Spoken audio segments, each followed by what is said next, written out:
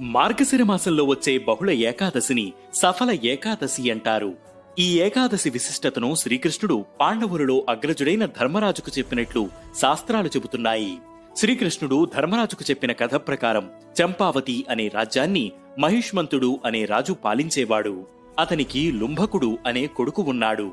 తనలాగా ధర్మాన్ని అనుసరిస్తుండగా అధర్మంగా ప్రవర్తిస్తుండటంతో రాజ్య బహిష్కరణ శిక్ష విధించాడు. దాంతో లుంభకుడు అడవుల పాలై ఆహారం లేక ఓ మర్రి చెట్టు కింద స్పృహ కోల్పోయి పడిపోయాడు.